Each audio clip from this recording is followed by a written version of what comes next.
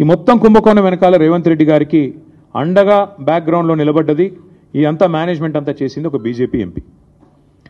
ఆ BJP MP గారికి ఈయన కూడా కొంత అనుచితమైన లబ్ధి చేకూరుస్తున్నారు రాష్ట్ర ప్రభుత్వం ద్వారా. ఎందుకంటే ఇక క్విడ్ ప్రోకో కదా, నేను ఇది చేస్తున్నాను నాకు అది చేయాలి, అది జరుగుతూ ఉంది ఇప్పుడు. ఇక ఇప్పటికిప్పుడు నేను దొంగ చేతికి తాళాలు ఇవ్వను. ఎంపీ గారి పేరు కూడా నేను బయట పెడతాను, నెక్స్ట్ ఎపిసోడ్లో బయట పెడతాను.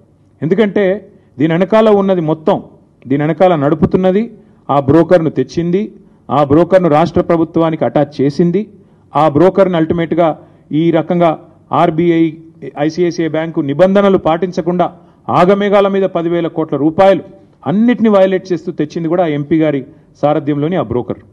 ఎందుకంటే అంత స్ట్రాంగ్ బ్యాకింగ్ ఉంటేనే యూనియన్ గవర్నమెంట్ది ఇంత వేగంగా డబ్బులు వస్తాయి. లేకపోతే 10 రూపాయలు పుట్టాలన్న సామాన్యుడికి దేశంలో 10 రూపాయలు బ్యాంకు నుంచి రావాలంటే 10 క్వశ్చన్లు కాదు 100 క్వశ్చన్లు అడుగుతారు.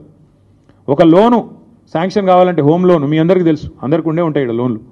హోమ్ లోన్ శాంక్షన్ కావాలంటే ఎన్ని పేపర్లు దస్తఖత్ పెట్టాలి? అట్లాంటిది 10,000 కోట్లు నీది కాని భూమికి కూడా ఇచ్చినవాడు నేరస్తుడా కాదా?